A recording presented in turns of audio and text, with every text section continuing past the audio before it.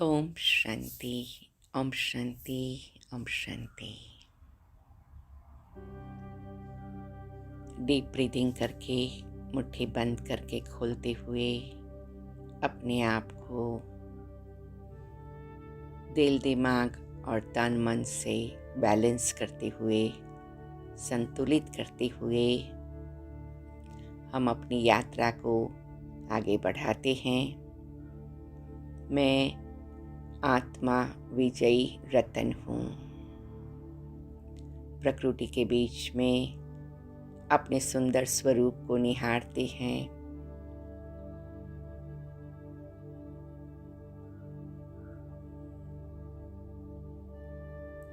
और महसूस करते हैं आत्मा की गहराई से मैं मीठे बाबा की बच्ची,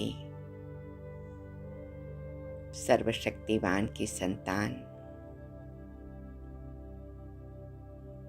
विजयी रतन हूँ।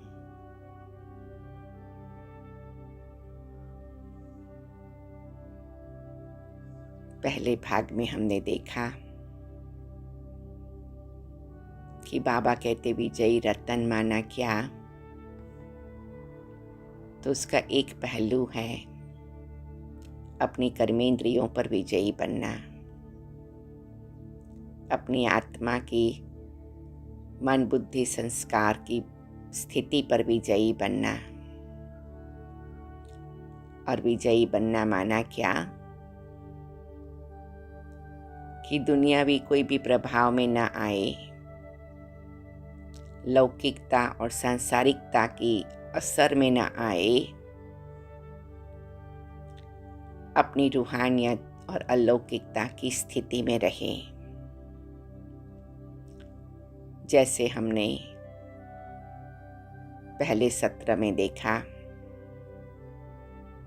आँखों के द्वारा, दृष्टि के द्वारा हम जो भी देह से ही देह की दुनिया के कारोबार में आते हैं, उसमें कैसे विजयी रहे।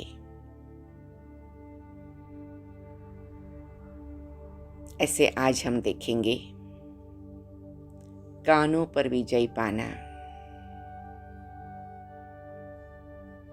कोई भी बात कान से सुनी जाती है, सीधी हमारे ब्रेन पर इफेक्ट करती है, आत्मा पर इफेक्ट करती है, हमारे मन के विचारों पर इफेक्ट करती है, बुद्धि के निर्णय पर इफेक्ट करती है, हमारी भावनाओं पर इफेक्ट करती है, और साथ साथ इवन शरीर के भी सारे हार्मोन्स एंड केमिकल्स पर इफेक्ट करती है। अब विजुलाइज करो कि कोई ने कोई शब्द आपको कहा तो तुरंत आपके मन पर क्या असर आता है। कभी कभी कोई व्यक्ति की कोई बात सुनकर हम बहुत खुश हो जाते हैं, आनंदित हो जाते हैं, प्रसन्न हो जाते हैं।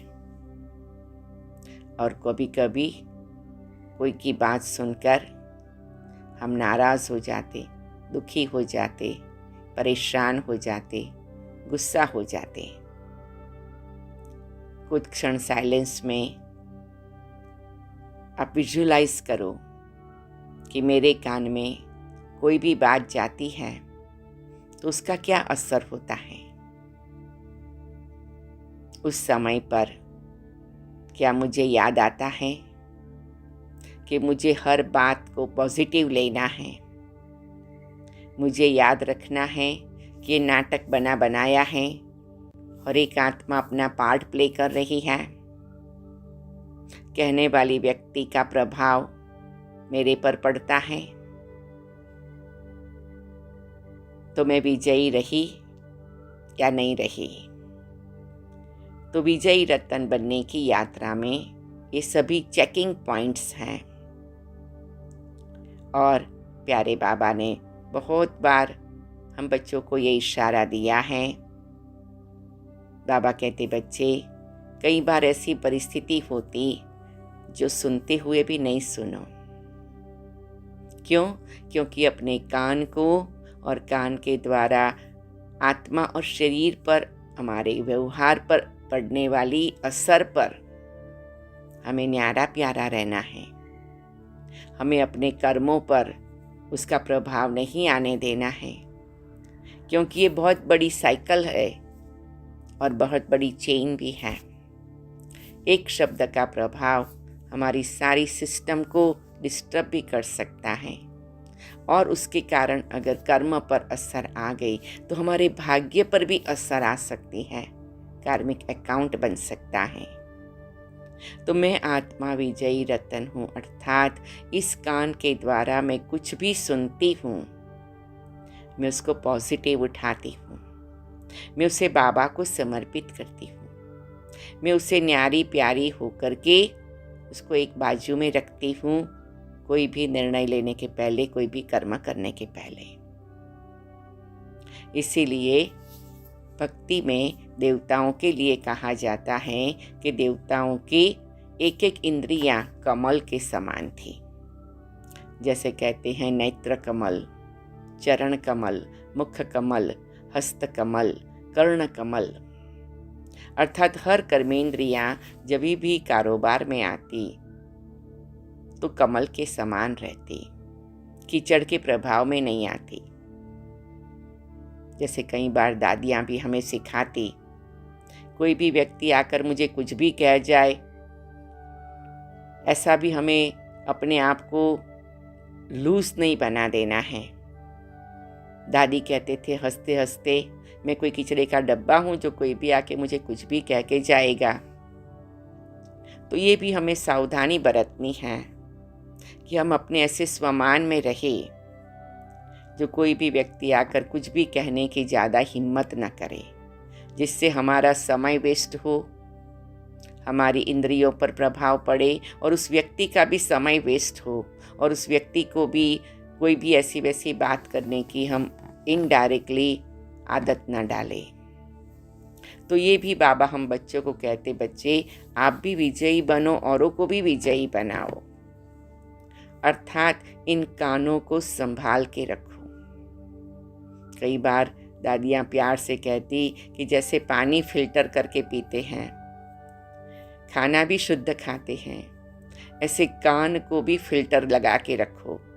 कौन सी बात अंदर जाएगी, कितनी अंदर जाएगी, वो आपके कंट्रोल में है। तो आइए हम आज से कान पर भी विजयी बने, जो सुनते हैं उसके पर भी विजयी बने। एक बार बाबा ने कहा था कि कईयों को जैसी वैसी बातें सुनना अच्छा लगता है, क्योंकि वो जैसे जंक फूड की तरह हैं, या भक्ति में जो कहानियाँ हैं इसकी तरह हैं, जिसका कोई मतलब नहीं, कोई पावर नहीं। तो हमारे एक एक शब्द जो कान में जाए वो हमारी आत्मा की ज्योति को जगाए, हमारे तन मन को पवित्र बनाए। इसीलिए कहा जाता योगी के अंग शीतल होते हैं। तो आज हम सभी चेकिंग करेंगे, मेरे कान पर मैं विजयी बनी हूँ, मेरे सुनने की जो व्यवस्था है उसके पर मैं विजयी बनी हूँ। फिर आगे कल एक स्टेप लेंगे। ओम शांति। बहुत धीरे से डीप ब्रीथिंग करते हुए अपने शोल्डर्स को अप, बैक एंड डाउन करते हुए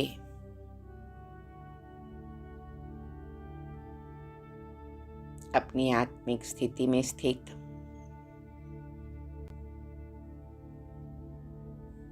हम संकल्प कर रहे हैं, अनुभव कर रहे हैं, मैं कर्मेंद्रियों का राजा हूँ। मीठे बाबा, आपने मुझे कर्मेंद्रियों का राजा बनाया। मैं हर कल्प कर्मेंद्रियों का राजा बनती। मीठे बाबा को मैं बहुत थैंकफुल होके देखती, महसूस करती बाबा मुझे विजयी रतन का तिलक देते। कुछ क्षण इसी साइलेंस में स्थिर रहे।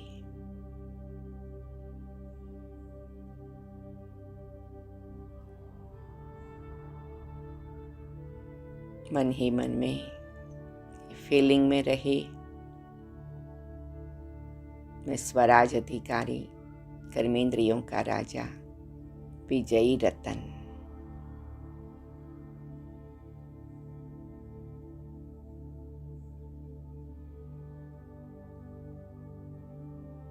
ओम शांति, ओम शांति, ओम शांति।